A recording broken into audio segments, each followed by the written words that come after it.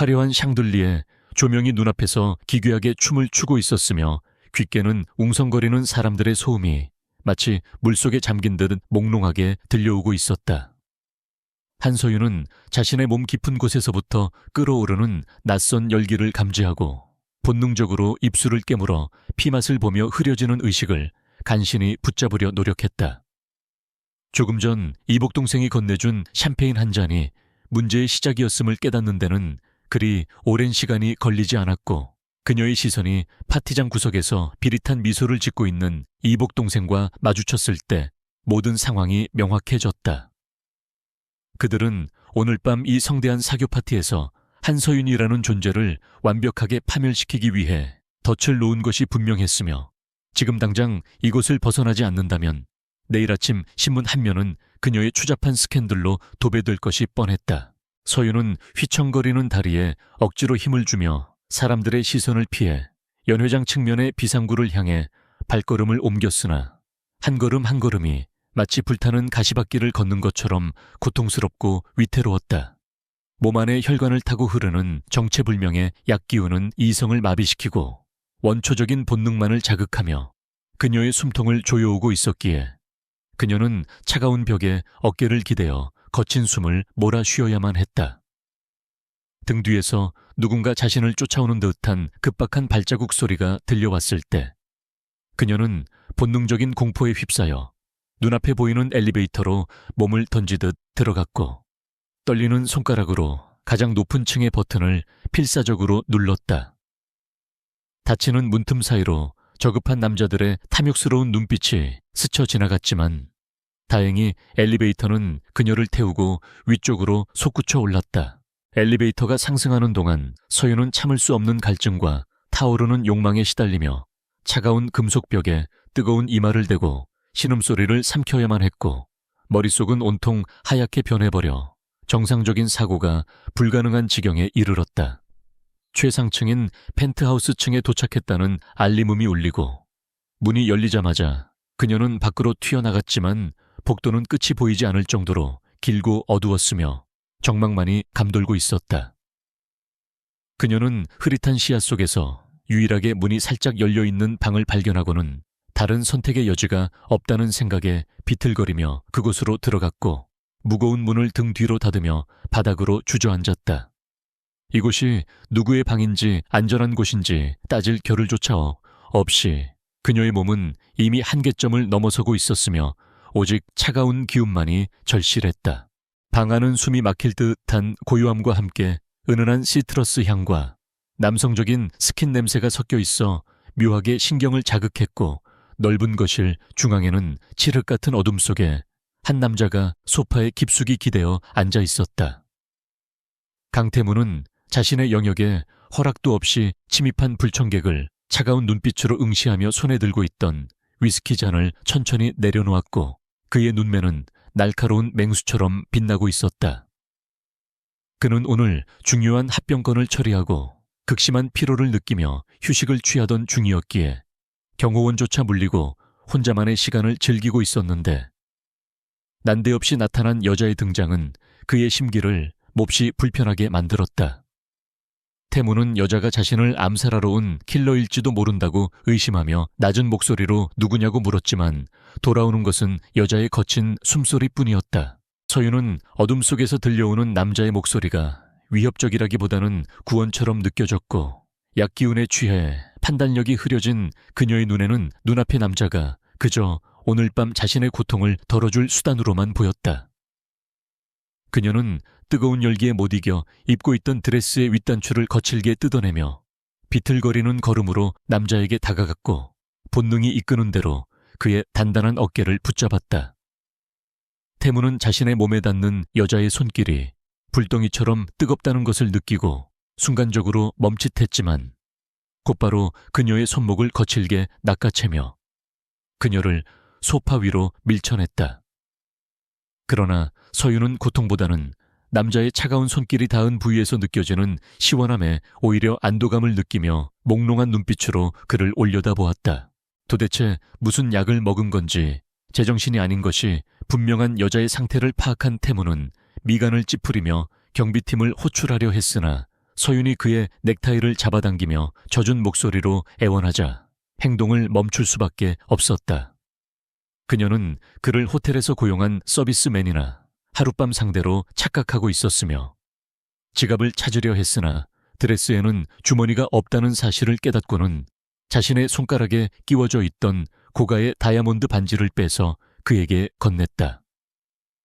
이거면 충분하냐고 묻는 그녀의 목소리는 떨리고 있었지만 그 속에는 거부할 수 없는 유혹이 담겨 있었고 태무는 대한민국 재계를 움직이는 자신에게 화대로 반지를 내미는 이 기막힌 상황에 헛웃음을 터뜨렸다. 하지만 달빛에 비친 그녀의 얼굴이 지나치게 아름답고 고통으로 일그러진 표정조차 묘한 정보격을 자극하고 있다는 사실을 부정할 수는 없었다. 태무는 여자의 턱을 잡아 올려 그녀의 눈동자를 깊이 들여다보았고 그 안에서 욕망과 수치심 그리고 살려달라는 간절함이 뒤섞여 소용돌이치고 있는 것을 읽어냈다. 그는 평소 금욕적이고 냉철한 성격으로 유명했지만 눈앞에서 붉게 달아오른 채 자신을 원하고 있는 낯선 여자의 도발은 그의 내면 깊숙한 곳에 잠자고 있던 야수성을 깨우기에 충분했다. 그는 반지를 테이블 위로 무심하게 던져버리고는 그녀의 허리를 단단히 감싸 안으며 지금 이 선택을 후회하지 말라고 경고하듯 속삭였으나 서윤에게는 그 경고마저도 달콤한 유혹으로 들릴 뿐이었다. 그녀는 대답 대신 그의 목에 팔을 감으며 뜨거운 입술을 부딪혀왔고 그 순간 두 사람 사이에 팽팽하던 이성의 끈은 허무하게 끊어져 버렸다. 어둠 속에서 서로의 천을 탐닉하는 두 사람의 움직임은 거칠고도 절박했으며 마치 내일이 없는 사람들처럼 서로를 갈구했고 방 안은 곧 거친 숨소리와 마찰음으로 가득 찼다. 서윤은 약 기운 때문에 현실감이 없었지만 남자의 단단한 근육과 거친 손길 그리고 그가 풍기는 위압적인 향기만은 뇌리에 선명하게 각인되었고 그가 주는 고통과 쾌락 사이에서 정신을 잃을 것만 같았다. 태무 또한 처음에는 단순히 욕구를 해소하려 했을 뿐이었지만 시간이 지날수록 이 정체불명의 여자에게서 느껴지는 묘한 순수함과 열정에 점점 더 깊이 빠져들고 있음을 깨달았다. 그는 그녀의 이름조차 모르면서도 그녀의 모든 것을 소유하고 싶다는 강렬한 집착을 느꼈고 그날 밤 그는 그녀를 놓아줄 생각이 전혀 없었다. 시간이 어떻게 흘렀는지 모를 정도로 격렬했던 정사가 끝난 후에도 태무는 잠든 서윤을 품에 안고 놓지 않았으며 창밖으로 들어오는 희미한 새벽빛이 그녀의 땀에 젖은 머리카락을 비추는 것을 말없이 바라보았다. 그는 자신이 왜 이토록 통제력을 잃었는지 이해할 수 없었지만 한편으로는 이 낯선 여자가 누구인지 반드시 알아내야겠다는 결심을 굳히게 되었다. 그녀의 몸에는 화려한 드레스와는 어울리지 않는 희미한 흉터들이 있었고 잠결에도 무언가에 쫓기는 듯 불안해하는 모습은 그의 보호 본능을 자극했기 때문이었다. 태무는 침대 협탁에 놓인 자신의 명함을 바라보다가 이내 고개를 저으며 그녀가 깨어나면 직접 물어보리라 생각하고는 피로에 지친 눈을 잠시 감았다. 하지만 새벽의 정적을 깨고 서윤은 목이 타는 듯한 갈증과 함께 번쩍 눈을 떴고 낯선 천장과 옆에 누워있는 남자의 존재를 확인하자마자 지난밤의 기억이 파도처럼 밀려와 경악을 금치 못했다. 그녀는 터질 듯한 두통을 참으며 조심스럽게 몸을 일으켰고 옆에서 규칙적인 숨소리를 내며 잠들어 있는 남자의 얼굴을 확인하려 했지만 어둠 때문에 윤곽만 희미하게 보일 뿐이었다. 수치심과 공포가 동시에 밀려왔지만 그녀는 무엇보다도 이복 동생이 쳐놓은 덫에 걸려 낯선 남자와 밤을 보냈다는 사실이 알려지면 정말로 끝장이라는 생각에 서둘러 도망쳐야 한다고 판단했다. 그녀는 찢어진 드레스를 대충 수습해 입고는 흔들리는 다리로 침대에서 내려와 바닥에 떨어져 있던 자신의 가방을 챙겨들었다. 서윤은 현관으로 나가려다 잠시 멈칫하고는 지갑에서 있는 대로 현금을 꺼내 침대 옆 테이블 위에 올려놓았는데 이는 지난밤의 일이 사랑이 아닌 실수였음을 그리고 빚을 지고는 못 사는 자신의 성격을 보여주는 마지막 자존심이었다. 그녀는 떨리는 손으로 메모지에 짧은 사과의 말을 남길까 고민했지만 흔적을 남기는 것은 위험하다는 판단하에 펜을 내려놓고 도둑고양이처럼 살금살금 방을 빠져나왔다. 호텔 복도를 걸어 나오는 내내 그녀의 심장은 터질 듯이 뛰었고 엘리베이터 거울에 비친 헝클어진 자신의 모습을 보며 비참함에 입술을 깨물었다. 그녀는 맹세코 자신을 이렇게 만든 사람들에게 대가를 치르게 할 것이며 오늘 밤의 일은 무덤까지 가져갈 비밀로 묻어두겠다고 다짐하며 차가운 새벽 공기 속으로 사라졌다. 한편 서윤이 떠난 지 얼마 지나지 않아 잠에서 깬 태무는 옆자리가 차갑게 식어 있다는 것을 깨닫고 날카로운 눈빛으로 몸을 일으켰으며 방 안을 둘러보았다. 여자는 흔적도 없이 사라져 있었고 테이블 위에는 그녀가 남기고 간 구겨진 지폐 몇 장과 어젯밤 자신이 던져버렸던 다이아몬드 반지만이 덩그러니 놓여 있어 그의 심기를 건드렸다. 대한민국 최고의 기업인 가그룹의 총수인 강태무를 상대로 하룻밤 화대를 지불하고 도망친 여자는 태어나서 처음이었기에 그는 기가 막히다는 듯 헛웃음을 흘리며 거칠게 머리카락을 쓸어 넘겼다. 그는 주먹을 꽉 쥐며 지폐를 구겨버렸고 곧바로 비서실장에게 전화를 걸어 호텔 CCTV를 전부 뒤져서라도 방금 나간 여자를 찾아내라는 서슬퍼런 명령을 내렸다. 그 시각 서윤은 택시를 타고 집으로 돌아가는 길에 차창 밖으로 스쳐 지나가는 서울의 풍경을 바라보며 멍한 표정을 짓고 있었지만 머릿속은 앞으로 닥칠 폭풍우에 대한 걱정으로 가득 차 있었다. 그녀의 아버지는 명목상으로는 가문을 위한다고 하지만 실질적으로는 자신의 사업 확장을 위해 그녀를 정략 결혼의 도구로 이용하려 하고 있었고 그 상대는 소문만 무성한 KD그룹의 베일에 쌓인 총수였다. 얼굴조차 알려지지 않은 늙은 노인일 것이라는 소문도 있었고 성격이 괴팍하여 전 부인들이 모두 도망갔다는 흉흉한 소문도 돌고 있는 남자였다. 서윤은 어젯밤의 일탈이 이 정략 결혼에 어떤 영향을 미칠지 가늠조차 할 수 없었지만 이미 엎질러진 물이었기에 그녀는 독하게 마음을 먹고 입술을 굳게 다물었다. 집에 도착하자마자 예상대로 거실에는 아버지와 계모 그리고 그녀를 공영에 빠뜨린 이복동생 한민지가 팔짱을 낀 채 서슬 퍼런 눈빛으로 그녀를 기다리고 있었다. 민지는 서윤의 헝클어진 옷차림과 목에 남은 희미한 붉은 자국을 보자마자 승리감에 도취된 표정으로 입꼬리를 비틀어 올리며 비아냥거리는 말투로 밤새 어디서 뒹굴다 왔느냐고 쏘아붙였다. 아버지는 설명도 듣지 않고 다짜고짜 서윤의 뺨을 올려붙였고 날카로운 마찰음과 함께 고개가 돌아간 서윤은 얼얼한 뺨을 감싸 쥐며 천천히 고개를 돌려 그들을 노려보았다. 예전 같았으면 눈물을 흘리며 빌었겠지만 어젯밤에 강렬했던 기억과 생사의 갈림길을 넘어온 경험은 그녀를 더 이상 나약한 피해자로 머물게 하지 않았고 그녀의 눈빛은 전에 없이 차갑게 가라앉아 있었다. 서여윤은 헝클어진 머리를 쓸어 넘기며 똑바로 아버지의 눈을 응시했고 자신을 함정에 빠뜨린 것이 바로 옆에 있는 민지라는 것을 알리려 했으나 증거가 없는 상황에서 말해봤자 소용없다는 것을 잘 알고 있었다. 대신 그녀는 당당한 목소리로 파티장에서 몸이 안 좋아 친구 집에서 쉬다 왔을 뿐이라고 거짓말을 했고 증거를 댈 수 있냐고 따지는 계모에게 그럼 병원 진단서라도 끊어오리냐고 차갑게 맞받아쳤다. 가족들은 평소와 다르게 도끼가 서린 서윤의 태도에 순간적으로 기가 눌려 아무 말도 하지 못했고 서윤은 그 틈을 타 자신의 방으로 올라가 문을 걸어 잠갔다. 샤워기에서 쏟아지는 뜨거운 물을 맞으며 그녀는 몸에 남은 낯선 남자의 흔적을 필사적으로 씻어내려 했지만 그럴수록 지난밤의 감각은 더욱 선명하게 되살아나 그녀를 괴롭혔다. 욕실에서 나온 서윤은 거울 속에 비친 자신의 창백한 얼굴을 바라보며 결심한 듯 화장대 깊숙한 곳에 숨겨두었던 어머니의 유품인 작은 펜던트를 꺼내 목에 걸었다.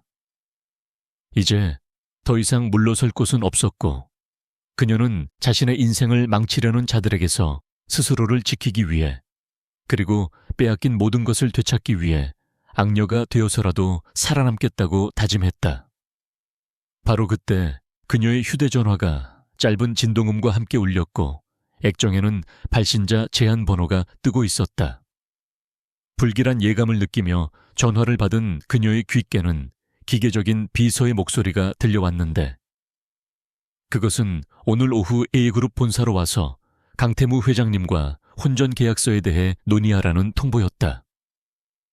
심장이 덜컥 내려앉는 기분과 함께 그녀는 어젯밤 그 호텔 방의 주인이 누구였는지 꿈에도 상상하지 못한 채 운명의 소용돌이 속으로 발을 내디딜 준비를 해야만 했다. 강태무는 집무실의 통유리창 너머로 내려다 보이는 서울의 정형을 무감각한 시선으로 응시하고 있었지만 그의 머릿속은 온통 지난밤의 기이한 사건으로 가득 차 있어 업무에 집중하기 어려웠다.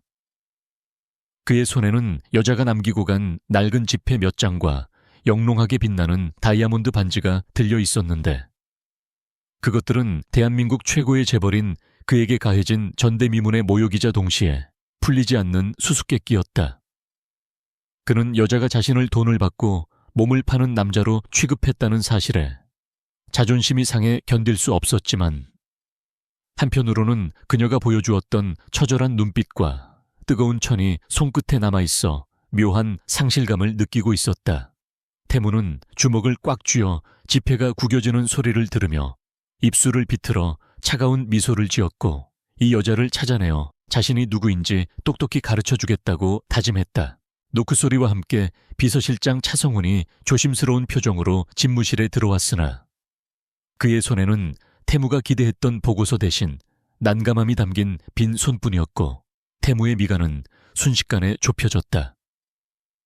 성훈은 고개를 깊이 숙이며 호텔 CCTV 서버가 누군가에 의해 전문적으로 해킹당해 어젯밤 펜트하우스 층의 영상이 모두 삭제되었다는 충격적인 소식을 전했고 이는 태무의 분노의 기름을 붓는 격이었다.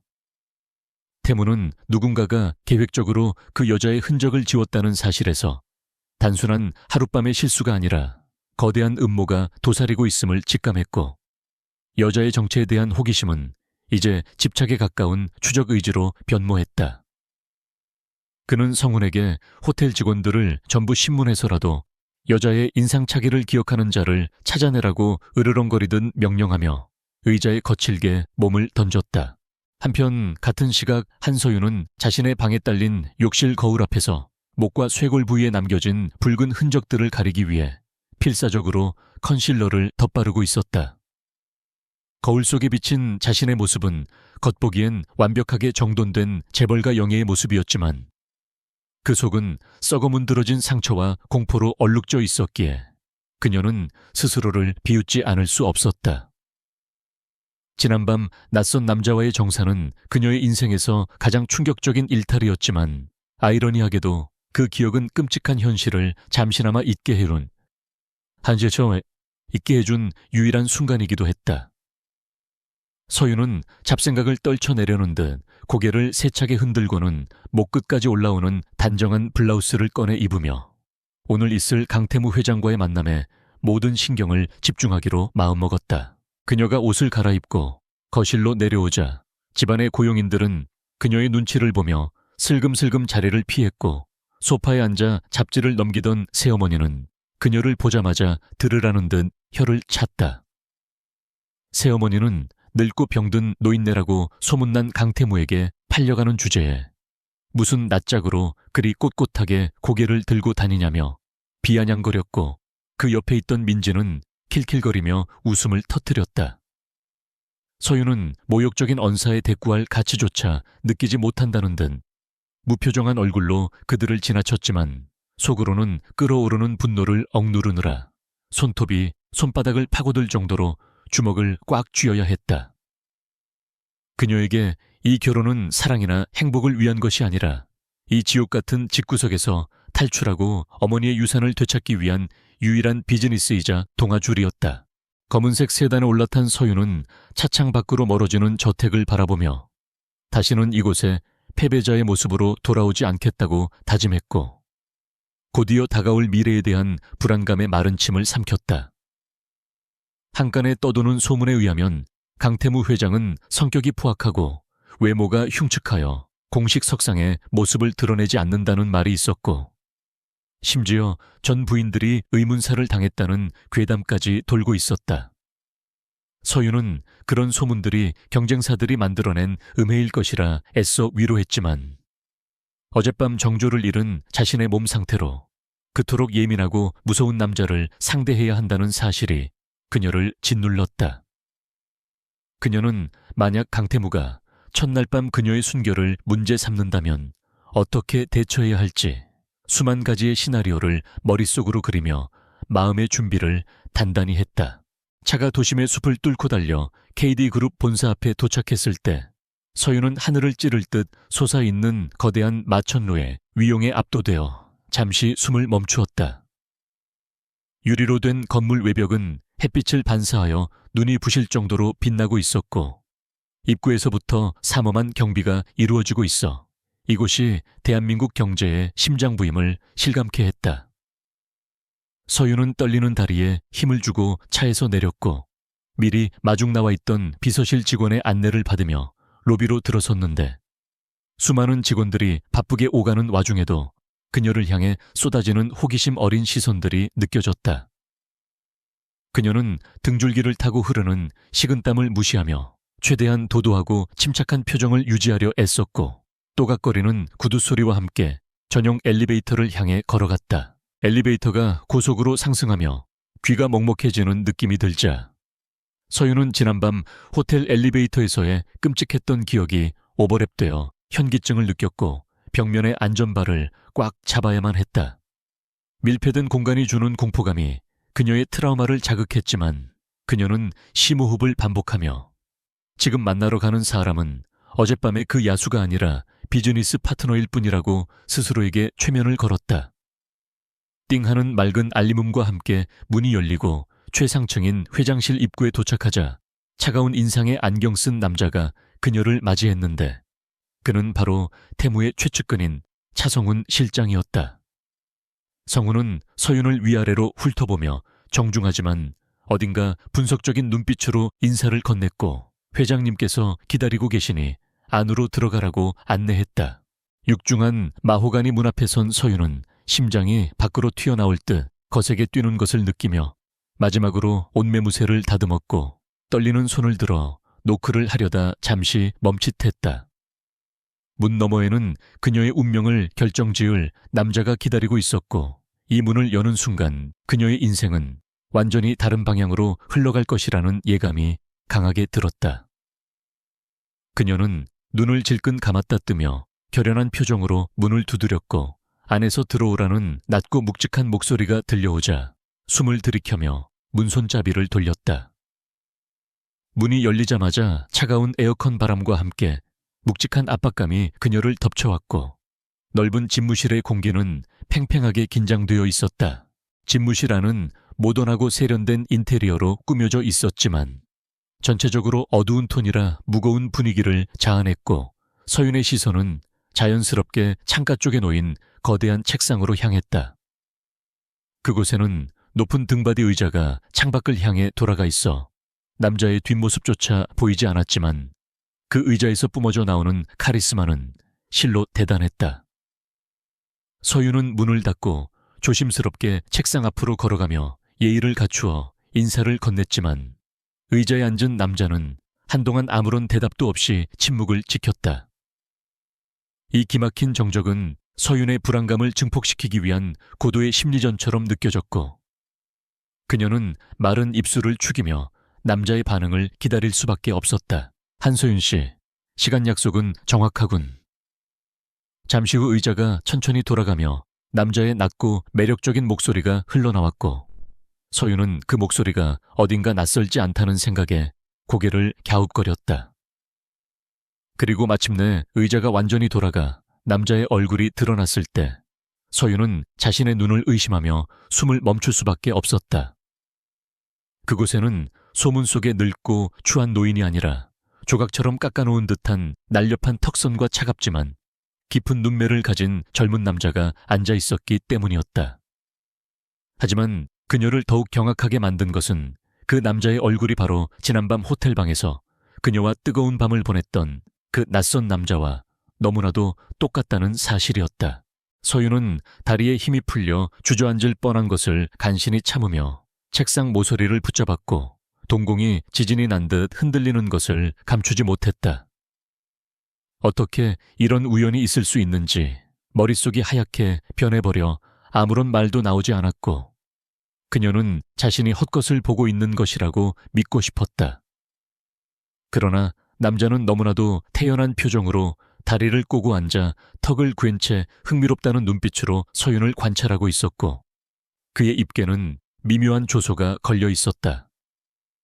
그는 마치 사냥감을 앞에 둔 포식자처럼 여유로워 보였지만 그 눈빛 깊은 곳에는 그녀를 꿰뚫어 보는 듯한 날카로움이 서려 있어 서윤은 발가벗겨진 듯한 기분을 느꼈다.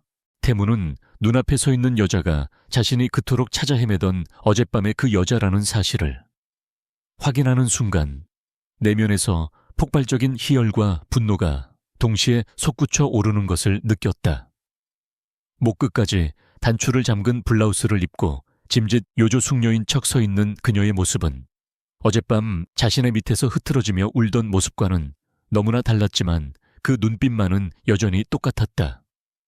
그는 책상 위에 놓여있던 서류철을 덮으며 천천히 자리에서 일어났고 위압적인 기세로 서윤에게 한 걸음씩 다가갔다. 서윤은 뒷걸음질 치고 싶은 본능을 억누르며 그를 올려다보았지만 다가올수록 짙어지는 그의 향기는 어젯밤의 기억을 강제적으로 소환하며 그녀를 혼란스럽게 만들었다. 우리가 초면은 아닌 것 같은데 내 착각인가? 태무가 서윤의 바로 앞까지 다가와 나직하게 속삭였을 때 서윤은 심장이 멈추는 것 같았고 그의 뜨거운 숨결이 얼굴에 닿자 온몸에 소름이 돋았다. 그녀는 필사적으로 표정을 관리하며 무슨 말씀을 하시는지 모르겠다고 시치미를 때려 했지만 떨리는 목소리는 그녀의 거짓말을 여실히 드러내고 있었다. 태무는 그녀의 반응을 즐기듯 한 발자국 더 다가서며 그녀를 책상과 자신의 몸 사이에 가두었고 서윤은 꼼짝없이 갇힌 채 그의 압도적인 존재감을 견뎌내야만 했다. 이것은 단순한 비즈니스 미팅이 아니라 그녀의 모든 비밀을 쥐고 흔드는 위험한 게임의 시작이었다. 서윤은 눈을 들어 태무를 똑바로 바라보며 이 상황을 타개할 방법을 모색하려 했지만 머릿속은 온통 혼란뿐이었고 도망칠 구멍은 어디에도 보이지 않았다. 그녀가 평생을 걸고 도망치려 했던 운명의 장난이 하필이면 가장 피하고 싶은 상대와 가장 최악의 형태로 얽혀버렸다는 사실에 절망감을 느꼈다. 태무는 그녀의 귓가에 입술을 가까이 대고 어젯밤 두고 간 화대는 잘 받았다며 비웃듯 속삭였고 그 말은 서윤의 마지막 남은 평정심마저 산산이 조각내 버렸다. 이제 그녀는 강태무라는 거대한 파도 앞에서 정체를 들킬 위기에 처한 채 아슬아슬한 줄타기를 시작해야만 했고 이 만남은 두 사람의 관계를 돌이킬 수 없는 격정의 소용돌이 속으로 몰아놓고 있었다. 강태무의 입술에서 흘러나온 그 도발적인 속삭임은 한서윤의 뇌리를 강타하며 그녀의 모든 사고 회로를 순간적으로 정지시켰고 등줄기를 타고 흐르는 전율은 공포인지 흥분인지 구별할 수 없을 정도로 강렬했다. 그녀는 터질 듯한 심장 박동 소리가 고요한 집무실을 가득 채우는 것 같은 착각에 빠졌으며 눈앞의 남자가 뿜어내는 압도적인 페로몬과 위압감의 숨조차 제대로 쉴 수 없었다. 서윤은 본능적으로 뒷걸음질치며 그와의 거리를 벌리려 했지만 태무는 이미 그녀의 도주 경로를 차단하듯 양팔로 책상을 짚어 그녀를 완벽하게 가두고 있었기에 그녀는 도간에 든 쥐 신세가 되고 말았다. 그녀는 떨리는 손을 뒤로 감추며 짐짓 아무것도 모르는 척 시치미를 때려 했지만 태무의 눈동자에 비친 자신의 모습이 이미 발가벗겨진 듯한 수치심으로 붉게 물들어 있다는 것을 깨닫고 절망했다. 회장님께서 무슨 말씀을 하시는지 도무지 이해할 수가 없습니다. 사람을 잘못 보신 것 같군요.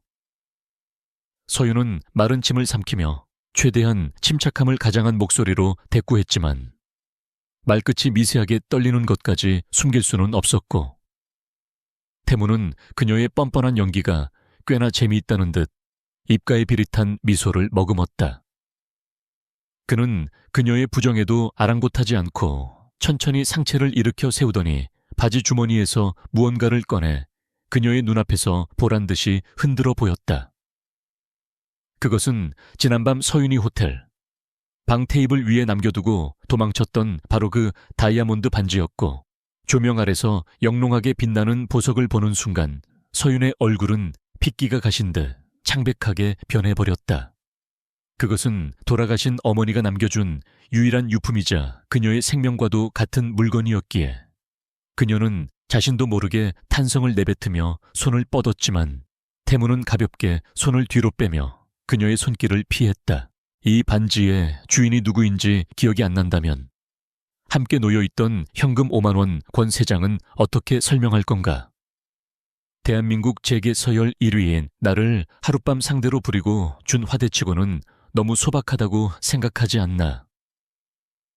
태무의 목소리에는 명백한 조롱과 함께 숨길 수 없는 분노가 서려 있었고, 그 말은 서윤의 마지막 자존심을 짓밟아 놓기에 충분했다.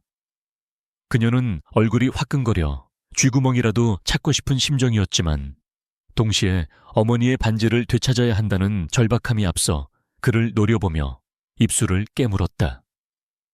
태무는 당황해서 어쩔 줄 몰라 하는 그녀의 반응을 즐기며 반지를 쥔 손을 펴 보이다가 다시 주먹을 쥐어 감추는 행동을 반복하며 그녀의 애를 태웠고, 이는 철저히 계산된 심리적 우위 선점이었다. 그는 이 여자가 단순히 몸을 섞은 상대가 아니라 앞으로 자신의 아내가 될 사람이라는 점을 상기하며 그녀의 밑바닥까지 확인해보고 싶은 충동을 느꼈다. 서윤은 깊은 숨을 들이마시며 흐트러진 멘탈을 수습하려 노력했고, 더 이상 오리발을 내미는 것은 무의미하다는 판단해 전략을 수정하기로 결심했다. 그녀는 고개를 빳빳하게 들고 태무의 눈을 똑바로 응시하며 어젯밤의 일은 쌍방에 합의해 일어난 우발적인 사고였을 뿐이며 그것이 오늘 우리가 논의해야 할 결혼 비즈니스에 영향을 미쳐서는 안 된다고 단호하게 말했다. 그녀의 예상치 못한 당돌한 태도에 태무는 잠시 의외라는 표정을 지었으나 이내 흥미롭다는 듯 눈썹을 치켜 올리며 책상에 걸터앉아 팔짱을 꼈다. 그는 겁에 질려 울먹일 줄 알았던 여자가 이토록 빠르게 냉정을 되찾고 협상 테이블로 복귀하려는 모습에서 묘한 매력을 느꼈고, 그녀가 소문처럼 유약한 온실 속의 화초가 아님을 직감했다. 사고라. 내 사전에는 사고라는 단어는 없어. 모든 것은 원인과 결과 그리고 책임만이 존재할 뿐이지. 태무는 낮게 으르렁거리며 그녀에게 다가와 턱을 잡아 올렸고, 그의 강렬한 눈빛은 그녀의 영혼을 꿰뚫어 볼 듯 집요하게 파고들었다. 그는 어젯밤 그녀가 보여준 열정적인 모습과 지금의 차가운 모습 사이의 괴리에 혀를 내두르며 그녀의 귓가에 대고, 만약 이 사실이 언론에 알려진다면 한서윤이라는 이름은 매장당할 것이라고 협박했다. 서윤은 그의 협박에 몸이 굳어지는 것을 느꼈지만 물러서지 않고, 그렇다면 강태무 회장님의 명예 또한 무사하지 못할 것이라고 맞받아쳤다. 두 사람 사이에는 팽팽한 긴장감이 감돌았고, 마치 보이지 않는 불꽃이 튀는 듯한 기류가 집무실 안을 가득 채웠다. 태무는 잠시 침묵을 지키다 호탕하게 웃음을 터뜨리며 그녀를 놓아주었고, 자신의 자리로 돌아가 거만한 자세로 의자에 앉으며 손짓으로 앞의 의자를 가리켰다. 이제 본격적인 거래를 시작하자는 신호였고, 서윤은 다리가 풀릴 것 같은 안도감을 가까스로 억누르며 그의 맞은편 의자에 조심스럽게 앉았다. 태무는 책상 위에 놓여있던 두툼한 서류 봉투를 그녀 앞으로 밀어주며 이것이 우리가 맺게 될 혼전 계약서의 초안이니 꼼꼼하게 읽어보라고 지시했다.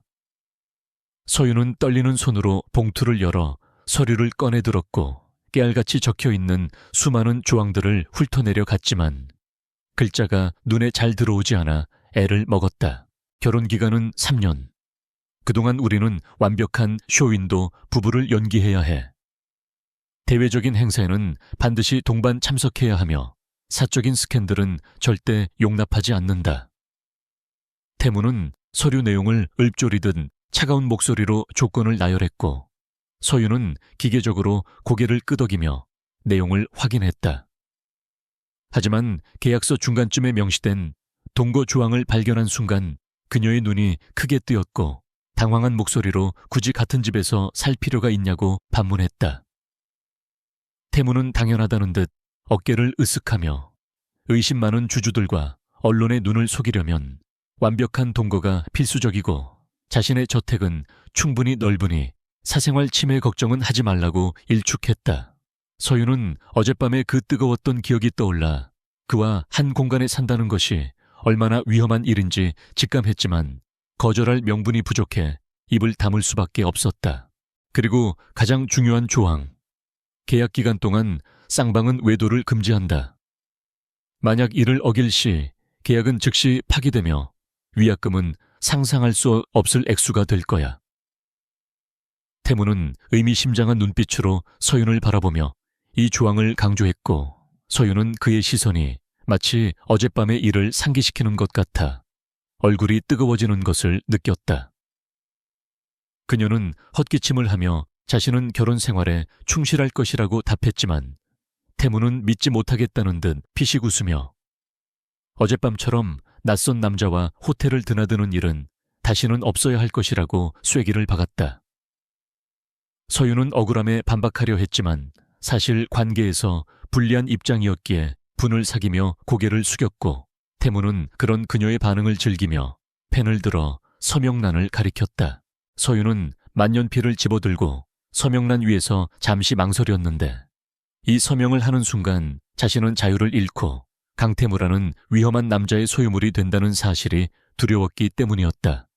하지만 집으로 돌아가 봤자 기다리는 것은 계모와 이복동생의 멸시와 학대뿐이었고 아버지에게 팔려가든 원치 않는 늙은 졸부에게 시집가는 것보다는 차라리 이 젊고 능력 있는 폭군과 손을 잡는 편이 낫다는 결론에 도달했다.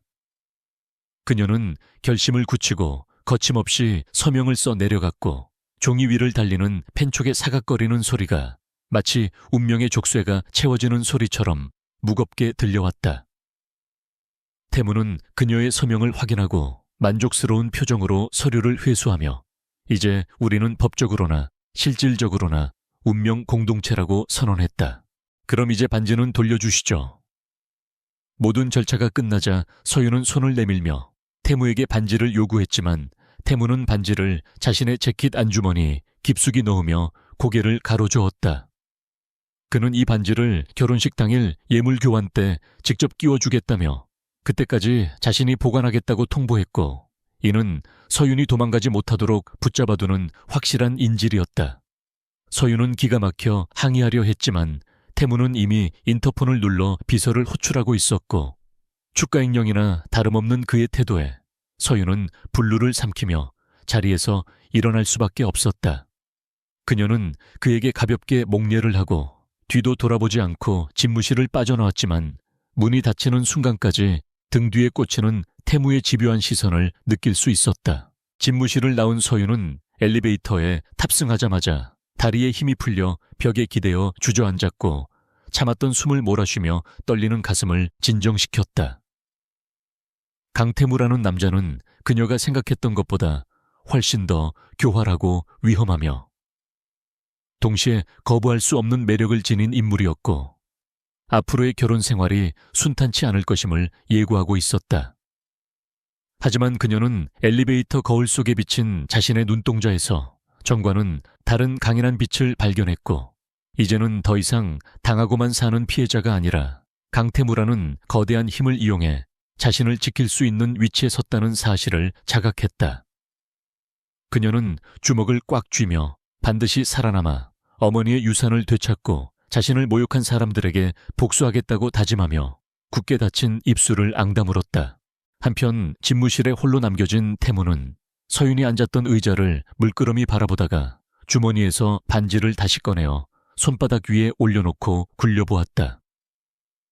차갑고 단단한 금속의 감촉이 어젯밤 그녀의 뜨거웠던 피부와 대비되어 기묘한 감각을 불러일으켰고 그는 자신이 왜 이토록 이 여자에게 집착하는지 스스로에게 질문을 던져보았다. 단순히 하룻밤의 유의 때문은 아니었고 그녀가 가진 눈빛 속에 숨겨진 도끼와 슬픔이 그의 호기심을 자극했기 때문이라고 결론 내렸다. 그는 이 결혼이 단순한 비즈니스를 넘어 자신의 인생에 큰 파장을 일으킬 것이라는 예감을 받으며 비서실장에게 전화를 걸어 서윤의 신변 보호와 뒷조사를 더욱 철저히 하라고 지시했다. 그날 저녁 서윤이 본가로 돌아왔을 때 집안의 분위기는 아침과는 확연히 달라져 있었는데 이는 KD그룹 측에서 결혼 확정 소식을 통보했기 때문인 듯 했다. 아버지는 만면에 웃음을 띠고 그녀를 맞이하며 훌륭한 사위를 얻게 되었다고 기뻐했지만 그 웃음 뒤에 숨겨진 탐욕을 서윤은 꿰뚫어 보고 있었다. 계모와 민지는 질투와 분노가 뒤섞인 표정으로 그녀를 노려보았지만 감히 대놓고 비난하지는 못했고 서윤은 그들의 불편한 시선을 즐기며 우아하게 저녁 식사 자리에 앉았다. 그녀는 식사 도중 일부러 강태무 회장이 자신을 얼마나 배려해 주었는지 과장 섞인 어조로 이야기하며 민지의 속을 뒤집어 놓았고 이는 소소하지만 통쾌한 첫 번째 복수였다. 하지만 서윤의 마음 한구석에는 여전히 불안함이 자리 잡고 있었는데 그것은 강태무가 언급했던 대가에 대한 두려움이었다. 그는 결코 손해보는 장사를 하는 사람이 아니었기에 그녀를 아내로 맞이하는 대신 그녀에게서 무언가를 철저하게 뺏어갈 것이 분명했다. 식사를 마치고 방으로 돌아온 서윤은 창밖의 달을 바라보며 다가올 결혼식과 그 이후의 삶을 그려보았지만 미래는 짙은 안개 속에 쌓인 듯 불투명하기만 했다. 그녀는 침대에 누워 잠을 청했지만 눈을 감으면 어김없이 강태무의 뜨거운 손길과 차가운 목소리가 번갈아 나타나 그녀를 괴롭혔고 그녀는 밤새 뒤척이며 쉽사리 잠들지 못했다. 며칠 후 KD그룹에서 보낸 최고급 웨딩드레스 디자이너들과 스타일리스트들이 한서윤의 집으로 들이닥쳤고 본격적인 결혼 준비가 시작되었다. 서윤은 인형처럼 그들의 손에 이끌려 수십 벌의 드레스를 입어보고 치장을 했지만 거울 속에 비친 자신의 모습이 마치 화려하게 포장된 재물처럼 느껴져 씁쓸함을 감출 수 없었다. 그때 민지가 들어와 드레스를 입은 서윤을 보며 비싼 옷을 입혀놔도 천박함은 가려지지 않는다며 비꼬았지만 서윤은 차가운 미소로 응수하며 너는 평생 이런 옷을 입을 기회조차 없을 것이라고 쏘아붙였다. 분노한 민지가 서윤에게 달려들려던 찰나 경호원들이 막아서며 상황은 정리되었고 서윤은 이제 자신의 뒤에 강태무라는 거대한 배경이 있음을 실감했다.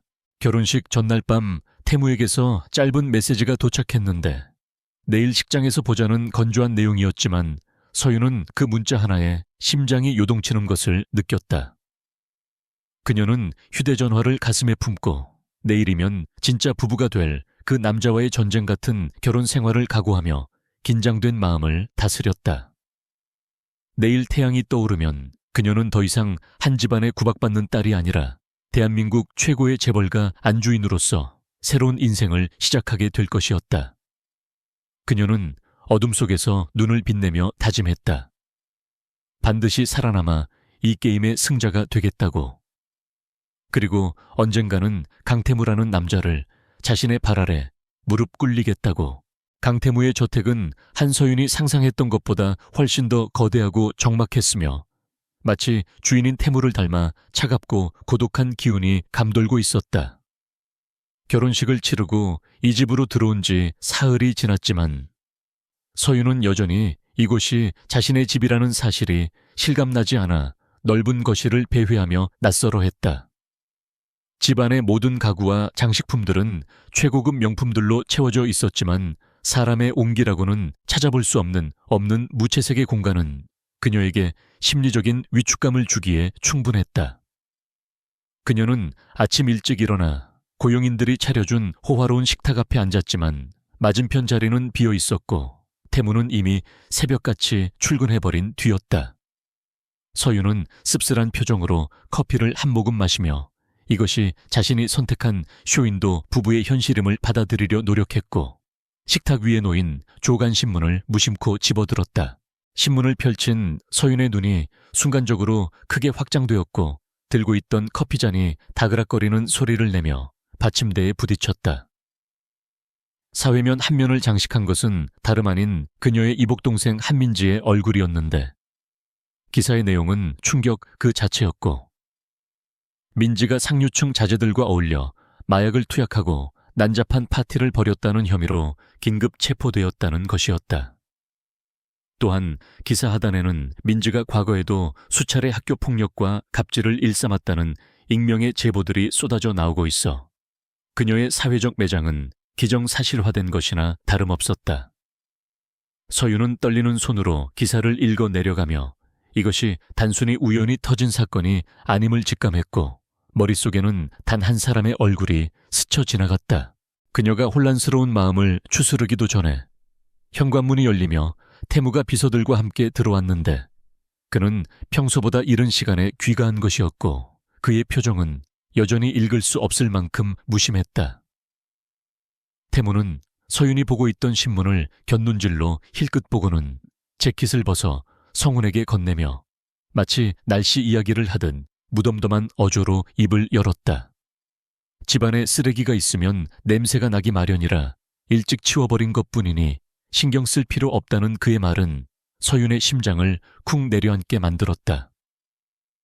서윤은 자리에서 벌떡 일어나 그에게 다가가며 정말 당신이 한 일이냐고 물었고 태무는 그녀를 똑바로 응시하며 내 아내의 명예를 실추시킬 수 있는 오점은 미리 제거하는 것이 가장의 의무라고 차갑게 대답했다. 서윤은 태무의 철저하고 잔혹한 일처리에 소름이 돋았지만 한편으로는 평생 자신을 괴롭혀왔던 민지가 처참하게 몰락하는 모습을 보며 가슴 한구석에서 묘한 해방감을 느꼈다. 그녀는 태무가 자신을 위해 복수를 해준 것이라고 믿고 싶었지만 그의 태도는 철저히 비즈니스적인 계산에서 나온 행동처럼 보여 섣불리 감사를 표할 수도 없었다. 태무는 서윤의 복잡한 표정을 읽은 듯 입꼬리를 살짝 올리며 다가와 그녀의 머리카락을 쓸어 넘겨주었는데 그 손길은 부드러웠지만 눈빛만은 서늘했다. 그는 서윤에게 당신은 이제 캐리그룹의 안주인이니 그에 걸맞은 품위를 지켜야 하며 과거의 진흙탕 싸움 따위는 잊고 앞으로 다가올 전쟁에나 대비하라고 충고했다. 그날 오후 태무는 서윤에게 최고급 드레스를 선물하며 저녁에 있을 재계 자선 파티에 동반 참석할 것을 요구했고 이는 두 사람이 부부로서 공식 석상에 처음으로 모습을 드러내는 자리였다. 서윤은 화려한 검은색 드레스를 입고 거울 앞에 섰는데 몸에 딱 달라붙는 실루엣이 그녀의 아름다움을 극대화하고 있었지만 마치 전투복을 입은 전사처럼 비장한 기분이 들었다. 태무는 준비를 마친 서윤을 보며 만족스러운 듯 고개를 끄덕였고 그녀의 손을 자신의 팔에 끼우며 오늘 밤 당신을 노리는 하이에나들이 많을 테니 한시도 내 곁에서 떨어지지 말라고 경고했다. 서윤은 그의 팔뚝에서 느껴지는 단단한 근육의 긴장감을 통해 오늘 파티가 단순한 사교 모임이 아님을 깨달았고 긴장을 늦추지 않겠다고 다짐했다. 파티장은 대한민국 정재계의 거물들이 모두 모인 화려한 연회장이었고 태무와 서윤이 입장하자마자 수많은 카메라 플래시가 터지며 장내는 순식간에 소란스러워졌다. 사람들은 베일에 쌓여있던 강태무 회장의 아내가 몰락해가는 한씨 가문의 딸이라는 사실에 수군거리면서도 태무의 위세에 눌려 앞다투어 아부를 떨며 다가왔다. 서윤은 쏟아지는 시선과 가식적인 미소들 속에서 현기증을 느꼈지만 태무가 그녀의 허리를 단단히 감싸 지탱해주고 있어 무너지지 않고 버틸 수 있었다. 태무는 능숙한 화술로 사람들을 상대하면서도 서윤을 세심하게 챙기는 모습을 연출했는데 그것은 마치 사자 수컷이 자신의 암컷을 과시하고 보호하는 듯한 야생적인 소유욕의 표현이었다. 연회가 무르익을 무렵 서윤은 잠시 화장실을 다녀오기 위해 태무의 곁을 떠났는데 복도 끝에서 낯익은 중년 남자가 그녀의 앞을 가로막았다. 그는 태무의 사업 라이벌이자 호시탐탐 KD그룹을 무너뜨릴 기회를 엿보고 있는 태산그룹의 장철민 회장이었고 그는 비릿한 미소를 지으며 서윤에게 말을 걸어왔다. 장 회장은 민지의 구속 소식을 언급하며 한씨 집안이 풍비박산 났는데 혼자만 재벌가 사모님 소리를 들으니 좋으냐고 비아냥거렸고 서윤의 아픈 가정사를 건드리며 그녀를 자극했다. 서윤은 불쾌함을 감추지 않고 자리를 피하려 했지만 장 회장은 그녀의 팔을 거칠게 잡으며 아직 할 말이 남았다고 으름장을 놓았다. 강태무가 자네를 왜 선택했는지 알고나 있나? 그놈은 피도 눈물도 없는 장사꾼이야. 자네 어머니가 남긴 유산 속에 그놈이 그토록 찾아 헤매던 비밀장부가 있다는 걸 모르고 결혼한 건 아니겠지. 장 회장의 말은 서윤의 발을 그 자리에 못 박히게 만들었고 그녀는 충격으로 흔들리는 눈빛을 감추지 못하며 그게 무슨 소리냐고 되물었다. 어머니는 그저 평범한 가정주부였고 유산이라고 해봤자 얼마 되지 않는 주식과 부동산뿐이라고 알고 있었기에 비밀장부라는 말은 터무니없이 들렸다. 하지만 장 회장은 그녀의 반응을 즐기며 강태무는 10년 전 의문의 교통사고로 부모를 잃은 후 복수만을 위해 살아온 괴물이며 그 사고의 열쇠를 쥔 것이 바로 자네 어머니라고 속삭였다. 서윤은 머릿속이 혼란스러워 어지러움을 느꼈고 태무가 자신에게 접근한 이유가 단순한 정략결혼이 아니라 더 깊고 어두운 목적이 있었다는 의심이 피어오르기 시작했다. 그때 복도 반대편에서 태무가 성큼성큼 걸어오며 장 회장의 손을 거칠게 쳐내고 서윤을 자신의 등 뒤로 숨겼는데 그의 눈에서는 살기가 뿜어져 나오고 있었다. 태무는 장 회장을 향해 내 아내에게 함부로 손을 대는 대가가 얼마나 혹독한지 알고 싶냐고 낮게 으르렁거렸고 그 기세에 눌린 장 회장은 뒷걸음질 치면서도 비열한 웃음을 잃지 않았다. 장 회장은 강 회장이 이렇게 과민 반응을 보이는 걸 보니 내 말이 틀린 건 아닌가 보다고 비꼬며 유유히 사라졌지만 태무의 주먹은 하얗게 질릴 정도로 꽉 쥐어져 있었다. 태무는 떨고 있는 서윤을 돌아보며 괜찮냐고 물었지만 서윤은 그의 눈을 피하며 방금 그 사람이 한 말이 무슨 뜻이냐고 떨리는 목소리로 물었다. 태무는 서윤의 질문에 대답하지 않고 입술을 굳게 다문 채 그녀의 손목을 잡고 파티장을 빠져나와 대기하고 있던 리무진에 그녀를 밀어 넣었다. 차 안에는 무거운 침묵만이 감돌았고 서윤은 창밖을 바라보는 태무의 옆모습에서 고독과 분노 그리고 알 수 없는 슬픔을 읽어낼 수 있었다. 그녀는 용기를 내어 다시 한번 물었다. 당신이 나랑 결혼한 진짜 이유가 뭐냐고. 우리 엄마랑 당신 부모님의 죽음이 무슨 상관이냐고 따져 물었다. 태무는 천천히 고개를 돌려 서윤을 바라보았는데 차창 밖으로 스쳐 지나가는 가로등 불빛이 그의 얼굴에 명암을 드리워 더욱 비현실적으로 보이게 만들었다. 알고 싶으나 진실을 알게 되면 당신은 지금보다 더 큰 지옥을 보게 될 텐데 그래도 감당할 수 있겠어. 태무의 목소리는 건조했지만 그 속에 담긴 경고는 묵직했고 서윤은 침을 삼키며 고개를 끄덕였다. 그녀는 더 이상 속고만 살고 싶지 않았고 자신의 운명을 스스로 개척하기 위해서는 진실을 알아야만 했다. 태무는 한숨을 내쉬며 10년 전 자신의 부모님이 돌아가신 사고는 단순한 사고가 아니라 누군가에 의해 조작된 살인사건이었고 당시 그 차를 운전했던 기사가 바로 서윤의 외삼촌이었다는 충격적인 사실을 털어놓았다.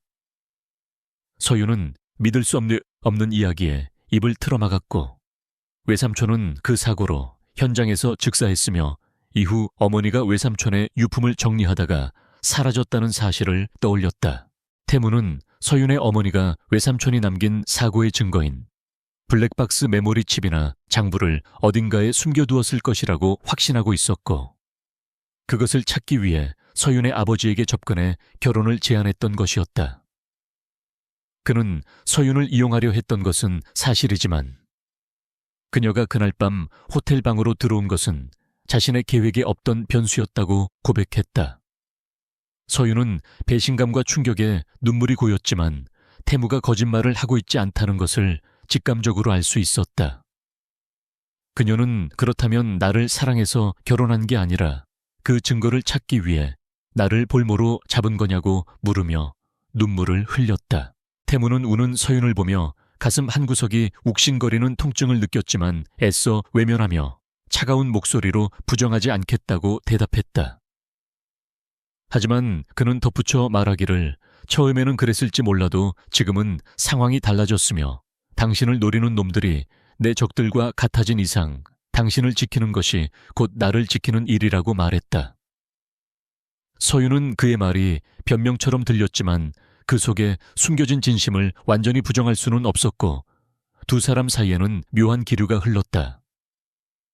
태무는 손수건을 꺼내 서윤의 눈물을 닦아주며 이제부터는 누구도 믿지 말고 오직 나만 믿으라고.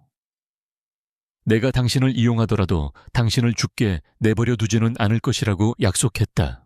차는 어느새 저택에 도착했고 두 사람은 아무 말 없이 차에서 내려 현관으로 향했지만 그들의 발걸음은 이전보다 훨씬 무거워져 있었다.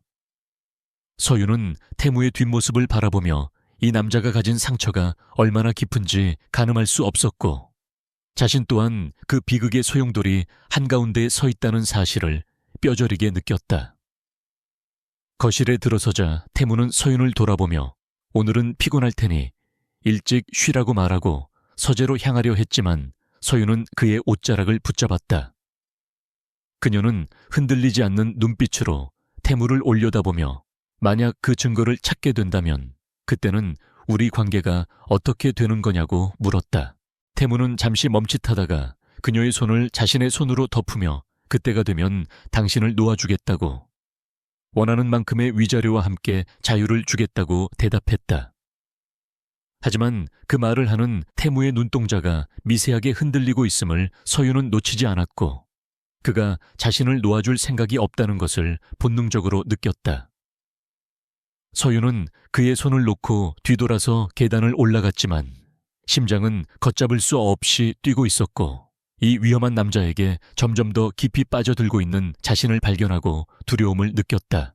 서재로 들어온 태무는 책상 위에 놓인 부모님의 사진을 바라보며 위스키를 한 잔 들이켰고 씁쓸한 표정으로 창밖의 어둠을 응시했다. 그는 서윤에게 차마 하지 못한 말이 있었는데 그것은 그녀가 호텔방에 들어왔던 그날 밤 이후로 자신의 복수 계획이 송두리째 흔들리고 있다는 사실이었다. 그는 서윤을 이용해야만 했지만 동시에 그녀가 다치는 것을 원하지 않았고 이 모순된 감정은 그를 미치게 만들고 있었다. 바로 그때 책상 위에 전화기가 울렸고 수화기 너머에서는 비서실장의 다급한 목소리가 들려왔다. 장철민 회장이 움직이기 시작했다는 보고였고 태무의 눈빛은 다시금 날카로운 맹수의 것으로 변했다. 서여윤은 침대에 누워 잠을 청하려 했지만 태무의 고백과 장 회장의 협박이 머릿속을 맴돌아 쉽게 잠들 수 없었고 그녀는 자신이 알고 있는 어머니의 유품들을 하나씩 떠올려 보았다.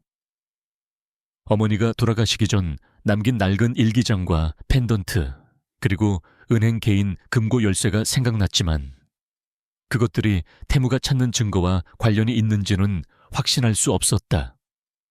그녀는 만약 자신이 그 증거를 먼저 찾는다면 그것을 태무에게 주어야 할지 아니면 자신의 자유를 위한 협상카드로 써야 할지 고민에 빠졌다. 하지만 그녀의 마음 깊은 곳에서는 이미 태무를 적으로 돌리고 싶지 않다는 감정이 싹트고 있었고 그것은 사랑이라는 이름으로 불리기 시작한 위험한 불씨였다. 밤이 깊어가고 저택은 고요했지만 두 사람의 마음속에서는 각기 다른 폭풍우가 몰아치고 있었으며 그들의 운명은 이제 때려야 뗄 수 없는 질긴 인연의 끈으로 묶여버렸다. 어둠 속에서 서윤은 결심했다. 어머니의 죽음과 외삼촌의 사고 그리고 태무의 복수까지 모든 진실을 파헤쳐 이 비극의 고리를 끊어내겠다고. 그리고 그 끝에 무엇이 기다리고 있든 태무와 함께 마주하겠다고 다짐하며 눈을 감았다. 결혼 후 한서윤의 일상은 겉보기에는 평온해 보였지만 그녀의 내면은 태무가 던진 진실의 파편들로 인해 끊임없이 요동치고 있었고 그녀는 복잡한 마음을 달래기 위해 본업인 디자인 업무에 더욱 매진했다. KD그룹의 새로운 리조트 프로젝트에 수석 디자이너로 참여하게 된 그녀는 현장에서 밤낮 없이 일하며 자신의 능력을 증명해 보였고 그 과정에서 유능한 건축가인 김도준과 호흡을 맞추게 되었다. 김도준은 서윤의 재능을 높이 평가하며 그녀에게 인간적인 호감을 보였고, 서윤 또한 오랜만에 만난 말이 통하는 동료 덕분에 잠시나마 긴장을 풀고 웃을 수 있었다. 두 사람이 도면을 펴놓고 머리를 맞대며 열정적으로 토론하는 모습은 멀리서 보면 마치 연인처럼 다정해 보였으며, 이는 현장을 불시에 방문한 강태무의 눈에 거슬리는 가시가 되었다. 태무는 멀리서 서윤이 낯선 남자와 환하게 웃으며 이야기하는 모습을 목격하자마자 가슴 깊은 곳에서 정체불명의 불길이 치솟아 오르는 것을 느꼈고, 그 감정이 단순한 소유욕을 넘어선 질투라는 것을 인정하고 싶지 않았다. 그는 비서들이 만류할 새도 없이 성큼성큼 두 사람에게 다가갔고, 그의 등장만으로도 주변의 공기는 순식간에 얼어붙어 현장의 소음마저 잦아들었다. 김도준이 놀란 표정으로 인사를 건넸지만 태무는 그를 투명 인간 취급하며 서윤의 어깨를 단단히 감싸 안았고 서늘한 눈빛으로 김도준을 내려다보았다. 태무는 업무 파트너와의 거리가 지나치게 가까운 것 같다며 노골적으로 불쾌감을 드러냈고, 서윤은 그의 무례한 태도에 당황하여 해명하려 했지만 태무의 소나기 힘은 점점 더 강해질 뿐이었다. 서윤은 태무의 이런 유치하고도 강압적인 태도가 이해되지 않아 그를 노려보았지만 태무는 아랑곳하지 않고 그녀를 강제로 차에 태웠고 운전기사에게 본사로 돌아갈 것을 명령했다. 차 안의 분위기는 숨이 막힐 듯 무거웠고, 서윤은 공과 사를 구분하지 못하는 그의 행동을 비난하며 왜 죄 없는 사람에게 화풀이냐고 따져 물었다. 태무는 넥타이를 거칠게 풀어헤치며 당신은 내 아내이자 KD그룹의 얼굴이니 품위를 지키라고 쏘아붙였지만, 그 말 속에는 다른 남자에게 웃어주는 꼴은 죽어도 못 보겠다는 본심이 숨겨져 있었다. 서윤은 그가 자신을 그저 계약상의 소유물로만 여긴다고 생각하여 상처를 받았고 창밖으로 고개를 돌려버렸지만, 유리창에 비친 태무의 표정은 분노보다는 불안에 가까워 보였다. 그날 저녁 KD그룹 창립 기념 파티가 열리는 호텔 연회장은 대한민국 네로라 하는 정재계 인사들로 북적였고, 서윤은 태무와 함께 호스트로서 손님들을 맞이해야만 했다. 화려한 샹들리에 아래서 샴페인 잔을 부딪히는 사람들의 웃음소리가 가득했지만 서윤은 낮의 다툼 때문에 기분이 가라앉아 있었고 태무와도 냉랭한 기류를 유지하고 있었다. 그때 초대받지 않은 불청객인 서윤의 계모와 아버지가 나타나 뻔뻔하게 인사를 건넸고, 계모는 주위 사람들에게 들으라는 듯 큰 목소리로 서윤이 시집을 잘 가서 친정은 나 몰라라 한다며 비아냥거렸다. 사람들의 시선이 집중되자 서윤은 수치심에 얼굴이 붉어졌지만 태무가 곁에 없어 혼자서 그들의 공격을 감내해야 하는 상황에 놓였다. 계모는 기세를 몰아 서윤의 옷차림과 표정을 지적하며 남편 사랑을 못 받아서 얼굴이 상했다는 둥 악의적인 험담을 늘어놓았고, 주변 사람들은 수근거리며 서윤을 동정하거나 비웃었다. 서윤이 더 이상 참지 못하고 자리를 박차고 나가려는 순간 어디선가 태무가 나타나 그녀의 허리를 낚아채듯 끌어당겨 자신의 품에 밀착시켰다. 태무의 등장은 좌중을 압도했고 그는 싸늘한 눈빛으로 계모를 노려보며 내 아내에게 함부로 혀를 놀리는 사람은 그게 장모님이라 해도 용서하지 않겠다고 경고했다. 그의 목소리는 낮았지만 그 안에 담긴 살기는 연회장 전체를 얼어붙게 만들었고, 계모는 공포에 질려 뒷걸음질치다 샴페인 잔을 엎지르며 꼴사나운 모습을 연출했다. 태무는 사람들의 시선 따위는 아랑곳하지 않고 서윤을 더욱 단단히 안으며 오늘 이 자리는 내 아내 한서윤이 KD그룹의 안주인임을 공식적으로 선포하는 자리라고 큰 소리로 선언했다. 그는 서윤을 바라보는 눈빛을 순식간에 부드럽게 바꾸며 그녀의 이마에 입을 맞추었고, 이는 연기가 아닌 진심이 담긴 행동처럼 보여보는 이들의 탄성을 자아냈다. 서윤은 태무의 돌발 행동에 놀라 눈을 크게 떴지만 그의 심장 박동이 자신의 등에 전해지자 묘한 안도감과 함께 가슴이 뛰는 것을 느꼈다. 태무는 그녀의 귓가에 대고 이제부터 당신을 건드리는 자들은 내가 다 없애버릴 테니 내 곁에서 한 발자국도 떨어지지 말라고 속삭였고, 그 말은 계약 관계를 넘어선 맹세처럼 들렸다. 파티가 끝나고 펜트하우스로 돌아오는 차 안에서 두 사람 사이에는 묘한 긴장감이 흘렀는데, 그것은 이전의 냉랭함과는 다른 뜨겁고 위태로운 종류의 것이었다. 집에 도착하자마자 태무는 서윤의 손목을 잡고 침실로 이끌었고, 문이 닫히자마자 그녀를 벽으로 밀어붙이며 참아왔던 감정을 폭발시켰다. 그는 낮에 다른 남자에게 보여주었던 그 웃음을 왜 나에게는 보여주지 않느냐고 으르렁거리며 질투심을 여과 없이 드러냈고, 서윤은 그의 집착에 당황하면서도 그가 자신을 원하고 있다는 사실에 가슴이 벅차올랐다.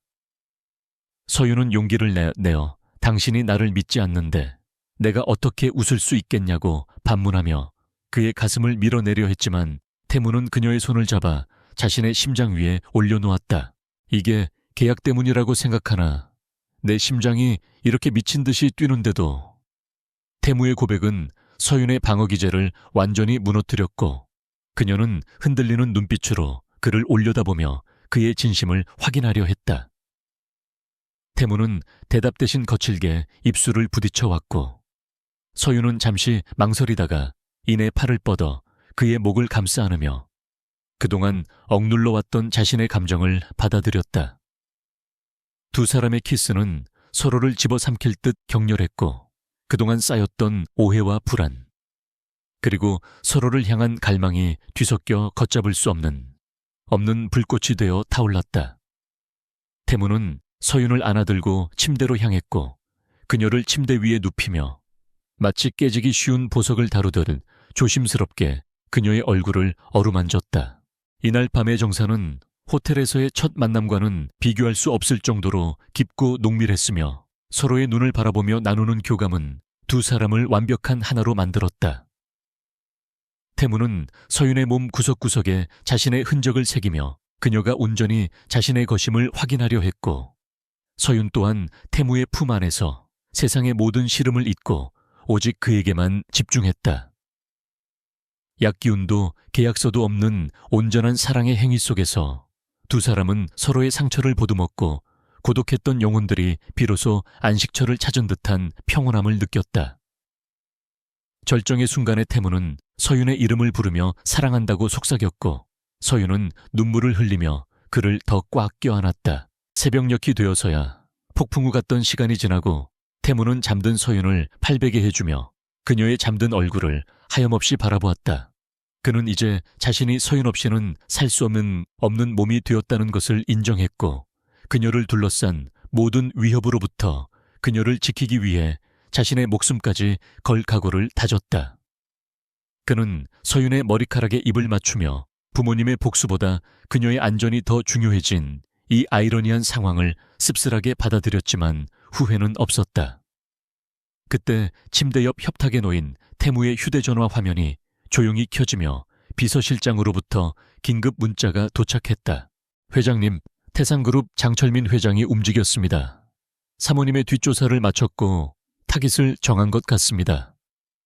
태무는 문자를 확인하자마자 눈빛이 차갑게 가라앉았고, 잠든 서윤이 깨지 않도록 조심스럽게 몸을 일으켜 침대에서 내려왔다. 그는 창가로 다가가 어둠에 잠긴 도시를 내려다보며 장철민이 감히 자신의 여자를 건드린다면 뼈도 못 추리게 만들어주겠다고 다짐하며 주먹을 꽉 쥐었다. 이제 행복한 신혼의 당금은 끝났고 진정한 전쟁이 시작되려 하고 있었지만, 태무는 더 이상 혼자가 아니었기에 두려움 따위는 느끼지 않았다. 그는 다시 침대로 돌아와 서윤의 이불을 덮어주며 그녀가 깨어날 때까지 뜬 눈으로 밤을 지새우며 그녀를 지키는 파수꾼이 되기로 자처했다. 한편 그 시각 장철민 회장의 밀실에서는 서윤의 사진과 동선이 체크된 지도가 테이블 위에 펼쳐져 있었고, 검은 양복을 입은 사내들이 명령을 기다리고 있었다. 장 회장은 시가를 피우며 강태무가 가장 아끼는 장난감을 망가뜨리면 어떤 표정을 지을지 궁금하다며 비열하게 웃었고, 서윤을 납치하여 비밀 장부의 행방을 알아내라는 지시를 내렸다. 폭풍 전야의 고요함 속에서 서윤은 아무것도 모른 채 태무의 품 안에서 깊은 잠에 빠져 있었고 다가올 비극의 그림자는 서서히 그들의 침실로 스며들고 있었다. 하늘의 구멍이라도 뚫린 듯 억수같이 쏟아지는 빗줄기가 리조트 건설 현장의 흙바닥을 진창으로 만들고 있었고 한서윤은 안전모를 쓴 채 현장 소장의 브리핑을 듣고 있었지만 불길한 예감에 자꾸만 뒤를 돌아보았다. 강태무가 붙여준 경호원들이 지근거리에서 그녀를 주시하고 있었지만 갑작스럽게 무너져 내린 자재 더미로 인해 현장은 아수라장이 되었고 그 혼란을 틈타 검은 승합차 한 대가 맹렬한 기세로 그녀를 향해 돌진해 왔다. 순식간에 차문이 열리며 복면을 쓴 건장한 사내들이 튀어나와 서윤을 에워쌌고 경호원들이 제지할 틈도 없이 그녀의 입을 틀어막고 강제로 차 안으로 끌어들였다. 서윤은 필사적으로 반항하며 손톱으로 납치범의 팔을 할퀴었지만 목덜미에 느껴지는 날카로운 통증과 함께 의식이 흐려지며 깊은 어둠 속으로 잠식되어 갔다. 강태무는 집무실에서 중요한 회의를 주재하던 중 비서실장 차성훈이 사색이 되어 들어오는 것을 보고 심장이 덜컥 내려앉는 것을 느꼈으며 회의를 중단하고 곧장 그를 따라 나섰다. 성훈은 떨리는 목소리로 현장에서 사모님이 실종되었다는 보고를 올렸고 동시에 태무의 개인 휴대전화로 발신자 표시 제안의 전화가 걸려왔다. 수화기 너머로 들려오는 목소리는 예상대로 장철민 회장이었고 그는 서윤을 데리고 있다는 말과 함께 1시간 내로 부모님의 사고와 관련된 원본 장부를 가지고 오지 않으면 그녀의 목숨을 보장할 수 없다고 협박했다. 태무는 분노로 인해 이성이 끊어질 듯 했지만 피가 거꾸로 솟는 고통을 억누르며 장철민이 지정한 폐공장으로 차를 몰았다. 차가운 시멘트 바닥의 냉기에 정신을 차린 서윤은 손발이 의자에 단단히 묶여있다는 사실을 깨닫고 주변을 둘러보았는데 그곳은 먼지와 곰팡이 냄새가 진동하는 버려진 물류 창고였다. 그녀의 앞에는 장철민 회장이 비열한 미소를 지으며 서 있었고 그는 서윤의 어머니가 남긴 유품 속에 태무를 파멸시킬 결정적인 증거가 있다는 것을 확신하고 있었다. 장 회장은 서윤의 뺨을 가볍게 두드리며 강태무가 과연 너를 위해 자신의 제국을 포기할지 아니면 너를 버리고 권력을 택할지 내기하자며 그녀의 공포심을 자극했다. 하지만 서윤은 두려움에 떠는 대신 그를 똑바로 노려보며 강태무는 당신 같은 쓰레기와는 차원이 다른 사람이라고 쏘아붙였고 그 당당한 태도는 장 회장의 심기를 건드려 그가 손을 치켜들게 만들었다. 태무의 차는 빗길을 미친 듯이 질주하여 도심 외곽의 폐공장지대에 도착했고 그는 경찰이나 경호팀의 지원을 기다릴 여유조차 없이 단신으로 공장 안으로 잠입했다.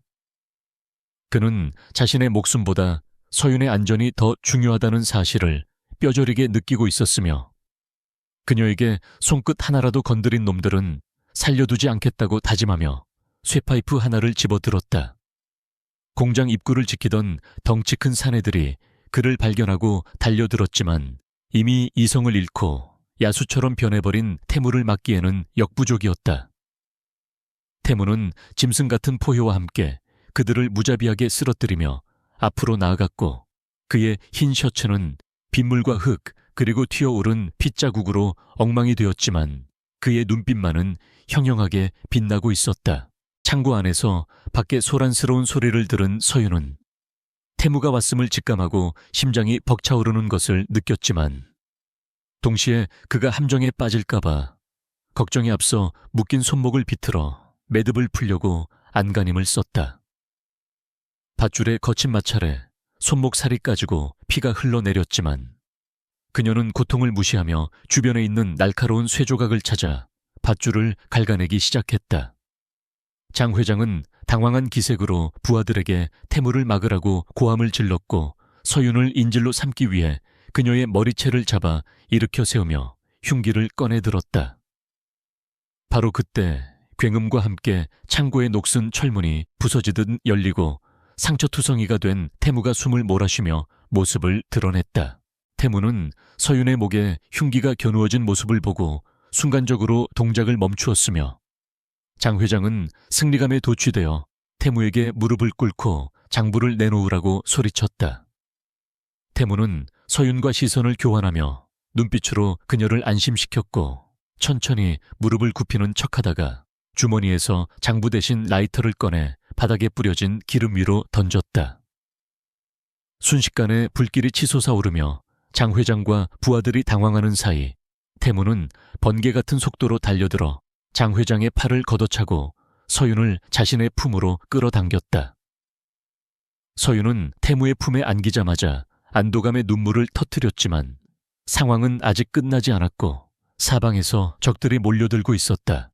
불길이 번지는 혼란 속에서 태무는 서윤을 등 뒤로 보호하며 달려드는 적들을 상대로 처절한 사투를 벌였고 서윤 또한 바닥에 떨어진 강목을 주워들고 태무의 사각지대를 노리는 적을 가격하며 그를 도왔다. 그녀는 더 이상 보호받기만 하는 연약한 존재가 아니었으며 사랑하는 남자를 지키기 위해 기꺼이 위험에 뛰어드는 강인한 여전사로 거듭나 있었다. 두 사람은 서로의 등을 맞대고 싸우며 말하지 않아도 통하는 완벽한 호흡을 보여주었고 이 절체절명의 위기 속에서 그들의 사랑은 그 어떤 말보다도 뜨겁고 강렬하게 타올랐다. 적들은 두 사람의 기세에 밀려 주춤거렸지만 장 회장은 도끼가 올라 바닥에 떨어진 칼을 집어들고 서윤의 등 뒤를 노리고 달려들었다. 서윤아, 피해. 태무가 본능적으로 서윤을 감싸 안으며 몸을 돌리는 순간 둔탁한 소리와 함께 날카로운 칼날이 태무의 옆구리를 깊숙이 파고들었고 붉은 선혈이 셔츠를 적시며 바닥으로 뚝뚝 떨어졌다. 서윤은 자신의 눈앞에서 벌어진 끔찍한 광경에 비명을 지르며 무너져 내리는 태무를 부축했지만 태무는 고통스러운 표정 속에서도 미소를 잃지 않으며 그녀의 뺨을 어루만졌다. 장 회장이 다시 한번 공격을 시도하려는 찰나 사이렌 소리와 함께 경찰 특공대와 차성훈이 이끄는 경호팀이 창고 안으로 들이닥쳐 현장을 제압했다.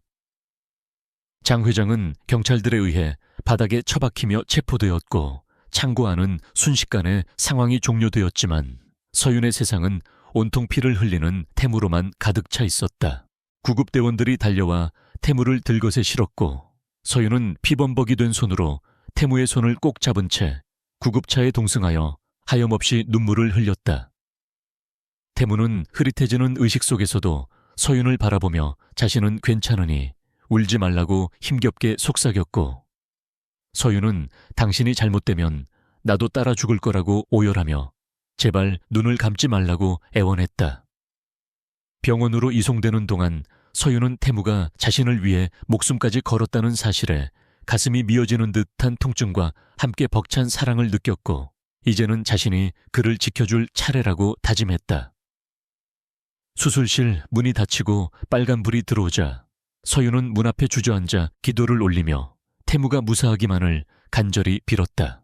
긴 시간이 흐르고 수술실 문이 열리며 의사가 나왔을 때 서윤은 숨조차 쉬지 못하고 그의 입만을 바라보았고 다행히 급소를 피해서 생명에는 지장이 없다는 말을 듣고서야 다리에 힘이 풀려 주저앉았다. 일반 병실로 옮겨진 태무는 마취에서 깨어나지 못하고 있었지만 서윤은 밤새 그의 곁을 지키며 땀을 닦아주고 차가운 손을 입김으로 녹여주었다. 새벽녘이 되어 태무가 힘겹게 눈을 떴을 때 가장 먼저 본 것은 자신을 간호하다. 잠든 서윤의 파리한 얼굴이었고 그는 안쓰러움과 사랑스러움이 뒤섞인 눈빛으로 그녀를 바라보았다. 태무가 인기척을 내자 서윤은 번쩍 눈을 떴고 깨어난 그를 보자마자 와락 껴안으며 다시는 나를 두고 가지 말라고 울먹였다. 태무는 아픈 몸을 일으켜 서윤을 품에 안고 그녀의 등을 토닥이며 이제 모든 악몽은 끝났고 우리를 방해할 사람은 아무도 없다고 나직하게 위로했다. 장철민은 구속되었고 태무의 부모님을 죽게 만든 사고의 진실 또한 장 회장의 자백과 현장에서 발견된 증거들로 인해 세상에 낱낱이 밝혀지게 되었다. 태무는 복수를 위해 시작했던 이 결혼이 자신에게 진정한 구원을 가져다 주었음을 깨달았고 서윤 또한 태무가 단순한 남편이 아니라 자신의 영혼을 나눈 반쪽임을 확신하게 되었다. 병실 창밖으로 밝아오는 아침 햇살이 두 사람을 따뜻하게 비추었고 그들은 서로의 천을 느끼며 비로소 평온한 미소를 지을 수 있었다. 퇴원 후 태무는 서윤과 함께 부모님의 묘소를 찾아가 참배를 드렸고 그 옆에는 서윤의 어머니와 외삼촌을 위한 작은 위령비도 함께 세워주었다. 두 사람은 과거의 아픈 기억들을 그곳에 묻고 서로의 손을 맞잡으며 이제는 복수가 아닌 사랑을 위해 살아가겠다고 고인들 앞에서 맹세했다. 돌아오는 차 안에서 태무는 서윤에게 다시 한번 정식으로 프로포즈를 하겠다고 말하며 주머니에서 서윤이 첫날 밤 그에게 건넸던 그 다이아몬드 반지를 꺼내 들었다. 서윤은 눈물 맺힌 눈으로 웃으며 반지를 받아들였고 두 사람은 서로를 마주보며 세상에서 가장 행복한 웃음을 터뜨렸다. 하지만 그들의 행복이 완성되기 위해서는 아직 해결해야 할 마지막 과제가 남아 있었는데 그것은 서윤의 친정인 한씨 가문과의 완전한 단절과 정리였다. 태무는 서윤에게 한씨 가문의 지분을 모두 인수하여 당신에게 선물로 주겠다고 제안했지만 서윤은 고개를 저으며 자신은 그 더러운 돈이 아니라 자신의 힘으로 일어선 디자이너 한서윤으로 살고 싶다고 거절했다. 태무는 그녀의 독립적인 모습에 더욱 반하며 그녀의 결정을 전적으로 지지해 주었고 두 사람은 앞으로 함께 만들어갈 미래에 대해 이야기하며 집으로 향했다. 이제 그들의 앞길에는 예측 불가한 사랑이 아닌 서로를 향한 굳건한 믿음과 영원한 동행만이 남아있을 뿐이었다. 계절은 어느덧 혹독했던 겨울을 지나 따스한 봄 기운이 만연한 시기로 접어들고 있었지만 한서윤의 친정인 한씨 가문에게는 그 어느 때보다 매서운 한파가 몰아닥치고 있었다. 장철민 회장의 몰락과 함께 그에게 줄을 대고 있던 비리 기업들이 줄줄이 검찰 조사를 받게 되면서 서윤의 아버지 회사는 그 직격탄을 피할 수 없었고 결국 최종 부도 처리를 눈앞에 두게 되었다. 집안의 모든 가압류 딱지가 붙고 호화로웠던 저택이 경매로 넘어가는 날 서윤의 계모와 이복 동생 한민지는 길바닥에 앉아 통곡을 했지만 그들을 도와줄 사람은 아무도 없었다. 민지는 마약 투약 혐의와 과거의 학교 폭력 사건들이 다시 수면 위로 떠오르며 실형을 선고받았고 감옥이라는 차가운 현실 속에서 자신이 저지른 죄의 무게를 뼈저리게 감당해야만 했다. 서윤은 차가운 법원 복도에서 초라하게 늙어버린 아버지를 마지막으로 마주했는데 그는 딸의 손을 잡고 눈물을 흘리며 한 번만 도와달라고 애원했다. 과거에는 그토록 위압적이고 냉정했던 아버지가 이제는 다 낡은 코트를 입고 딸에게 구걸하는 모습은 인생무상 그 자체였지만 서윤의 마음은 고요한 호수처럼 흔들리지 않았다. 그녀는 아버지의 손을 천천히 놓으며 당신은 나를 딸이 아닌 회사를 위한 도구로만 여겼으니 그 도구가 없어진 지금 당신이 겪는 고통은 스스로 자초한 일이라고 담담하게 말했다. 서윤은 더 이상 과거의 상처에 얽매이지 않기로 결심했기에 아버지에게 마지막으로 건강하라는 짧은 인사를 남기고 뒤도 돌아보지 않고 법원을 빠져나왔다. 법원 밖에는 따사로운 햇살이 내리쬐고 있었고 그 햇살 아래 검은색 세단 한 대가 그녀를 기다리고 있었는데 차 문이 열리며 강태무가 내려 그녀를 향해 걸어왔다. 태무는 서윤의 표정을 살피며 괜찮냐고 물었고 서윤은 비로소 마음의 짐을 모두 내려놓은 듯 홀가분한 미소를 지으며 고개를 끄덕였다. 태무는 그녀의 어깨를 감싸 안으며 이제 당신을 힘들게 하는 과거는 모두 사라졌으니 오직 우리 두 사람의 미래만을 생각하자고 속삭였다. 두 사람은 서로의 온기를 느끼며 채올랐고 차는 복잡한 도심을 빠져나와 그들이 함께 공들여 준비했던 새로운 시작의 장소로 향했다. 1년 후 KD그룹의 야심작인 더 로열 리조트의 그랜드 오픈 행사가 열리는 날이었고 행사장 입구는 수많은 취재진과 정재계 인사들로 발 디딜 틈이 없었다. 이번 리조트 프로젝트는 강태무 회장의 전폭적인 지지 아래 한서윤이 수석 디자이너로서 총괄지휘한 첫 번째 결과물이었기에 세간의 이목이 집중되어 있었다.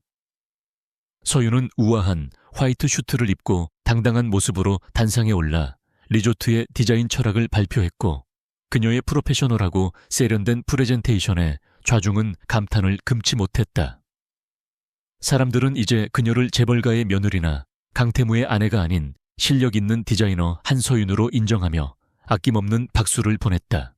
태무는 무대 아래 가장 앞자리에 앉아 빛나는 아내의 모습을 흐뭇한 표정으로 지켜보고 있었는데 그의 눈빛에서는 숨길 수 없는 자부심과 사랑이 뚝뚝 묻어났다. 과거에는 자신이 스포트라이트를 받는 것에 익숙했던 그였지만 이제는 아내가 세상의 중심에서 빛나는 것을 보는 것이 더 큰 기쁨임을 깨달았다. 발표가 끝나고 리셉션이 시작되자 태무는 서윤에게 다가가 한 팔로 그녀의 허리를 감싸며 오늘 당신은 이 세상 누구보다 아름답고 완벽했다고 칭찬을 아끼지 않았다. 서윤은 수줍게 웃으며 이 모든 것은 당신이 나를 믿고 지지해준 덕분이라고 공을 돌렸고 두 사람은 꿀 떨어지는 눈빛을 교환하며 주변 사람들의 부러움을 샀다. 행사가 모두 끝나고 밤이 깊어지자 태무는 서윤을 데리고 리조트의 최상층에 위치한 프라이빗 테라스로 올라갔는데 그곳은 밤하늘의 별들이 쏟아질 듯 가깝게 보이는 낭만적인 공간이었다. 테라스 중앙에는 촛불과 꽃으로 장식된 작은 테이블이 놓여 있었고 태무는 미리 준비해둔 샴페인을 따르며 서윤에게 잔을 건넸다. 서윤은 아름다운 야경에 감탄하며 샴페인을 한 모금 마셨고 태무는 진지한 표정으로 품 안에서 낡은 서류 봉투 하나를 꺼내 테이블 위에 올려놓았다. 그것은 1년 전 두 사람이 처음 만났을 때 작성했던 혼전 계약서였고 서윤은 의아한 표정으로 태무를 바라보았다. 이 종이 쪼가리가 우리 사이를 정의하던 때가 있었지. 쇼인도 부분이 사생활 간섭 금지니 하는 우스꽝스러운 조항들로 가득 찬 계약서 말이야. 태무는 씁쓸한 미소를 지으며 라이터를 켜서 계약서 귀퉁이에 불을 붙였고 종이는 순식간에 붉은 불꽃에 휩싸여 제로변에 허공으로 흩어졌다. 서윤은 타오르는 불꽃을 바라보며 지난 1년 동안 겪었던 수많은 시련과 오해, 그리고 그 속에서 피어난 사랑의 순간들을 주마등처럼 떠올렸다. 태무는 다 타버린 죄를 바람에 날려보내며 이제 우리 사이에는 그 어떤 조건도 의무도 존재하지 않으며 오직 사랑이라는 맹세만이 유효할 뿐이라고 선언했다. 그는 서윤의 손을 잡고 자신의 가슴에 얹으며 내 심장이 뛰는 한 이 계약은 영원히 유효할 것이라고 고백했다. 서윤은 감동에 젖어 눈시울을 붉히며 태무의 품에 안겼고 태무는 그녀를 소중하게 감싸 안으며 밤하늘의 별을 배경으로 깊고 부드러운 키스를 나누었다. 그것은 처음 호텔방에서 나누었던 욕망의 키스와는 달랐고 서로의 영혼을 위로하고 미래를 약속하는 성스러운 의식과도 같았다. 서윤은 태무의 품 안에서 속삭이듯 말했다. 그날 밤 내가 약에 취해 당신 방에 들어간 것이 내 인생 최고의 실수인 줄 알았는데 지금 생각해보니 그것은 신이 내려준 최고의 선물이었다고. 태무는 웃으며 만약 그때 당신이 도망치지 않고 아침까지 있었다면 우리는 더 빨리 사랑에 빠졌을지도 모른다고 농담을 던졌다. 두 사람은 테라스 난간에 기대어 함께 밤바다를 바라보았고 시원한 밤바람이 두 사람의 머리카락을 부드럽게 스치고 지나갔다. 태무는 서윤의 어깨를 감싸며 내년에는 우리 둘이 아니라 셋이 되어 이곳을 다시 찾았으면 좋겠다는 은근한 소망을 내비쳤다. 서윤은 얼굴을 붉히며 태무의 옆구리를 살짝 찔렀지만 그녀 또한 태무와 닮은 아이를 낳아 행복한 가정을 꾸리는 꿈을 꾸고 있었기에 싫지 않은 내색을 보였다.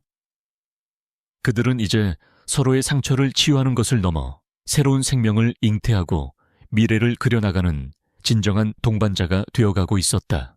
며칠 뒤 태무와 서윤은 모든 업무를 내려놓고 둘만의 휴가를 떠나기로 결정했는데 목적지는 두 사람이 처음 만났던 그 호텔의 펜트하우스였다.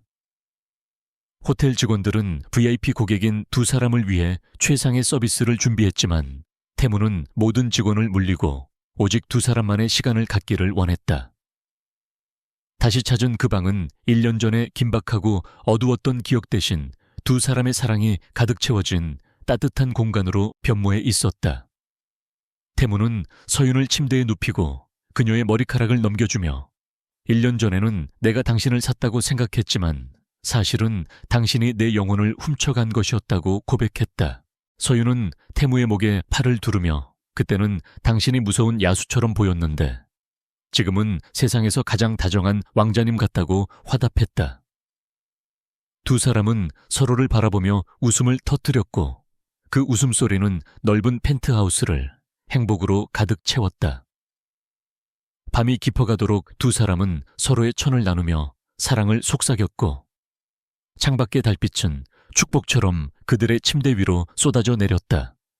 강태무의 지독한 집착은 이제 한서윤을 향한 헌신적인 사랑으로 승화되었고 한서윤의 상처받은 마음은 강태무라는 단단한 울타리 안에서 완벽하게 치유되었다. 다음 날 아침 따스한 햇살이 커튼 사이로 비쳐들 때 서윤은 먼저 잠에서 깨어 옆에서 세상 모르고 잠든 태무의 얼굴을 바라보았다. 날카로웠던 그의 인상은 잠결에도 미소를 머금고 있어 한없이 평온해 보였고 서윤은 조심스럽게 그의 이마에 입을 맞추었다. 태무가 눈을 뜨며 잠긴 목소리로 좋은 아침이라고 인사하자 서윤은 환하게 웃으며 대답했다. 사랑해요, 여보. 그 평범하고도 위대한 한마디는 두 사람의 기나긴 여정에 마침표를 찍고 새로운 챕터의 시작을 알리는 신호탄이었다. 세월이 흘러도 두 사람의 사랑은 변하지 않았고 오히려 시간이 지날수록 더욱 깊고 단단해져 갔다. 그들은 함께 회사를 이끌며 수많은 위기를 극복했고 때로는 다투기도 했지만 언제나 서로의 손을 놓지 않았다. 사람들은 강태무와 한서윤 부부를 보며 진정한 노블레스 오블리주를 실현하는 완벽한 커플이라고 칭송했지만 그들에게 가장 중요한 것은 타인의 시선이 아니라 서로를 바라보는 눈빛이었다. 예측 불가했던 하룻밤의 사고로 시작된 그들의 인연은 필연적인 운명이 되어 영원히 지속될 사랑의 역사를 써 내려갔다. 봄날의 벚꽃이 휘날리는 어느 날 오후 태무와 서윤은 아이의 손을 잡고 공원을 산책하고 있었고 아이의 해맑은 웃음소리가 봄바람을 타고 울려 퍼졌다. 태무는 서윤과 아이를 바라보며 자신이 가진 1000억의 재산보다 이 두 사람이 훨씬 더 소중한 보물임을 다시 한번 되새겼다. 서윤이 태무를 돌아보며 행복하냐고 묻자 태무는 주저없이 고개를 끄덕이며 대답했다. 당신을 만난 그날 밤부터 내 모든 순간은 행복이었다고. 두 사람은 맞잡은 손에 힘을 주며 벚꽃길을 걸어갔고 그들의 뒷모습은 봄날의 풍경 속에 아름다운 한 폭의 그림처럼 녹아들었다. 충격과 집착으로 시작되었으나 결국 서로를 구원하고 완성시킨 그들의 사랑 이야기는 그렇게 해피엔딩을 맞이했다. 세상 그 어떤 보약보다도 강력하고 치명적인 것은 바로 사랑이라는 이름의 마법이었음을 그들은 온몸으로 증명해 보였다. 강태무와 한서윤. 두 사람의 밤은 이제 더 이상 외롭거나 두렵지 않았으며 영원히 사랑으로 빛날 것이었다.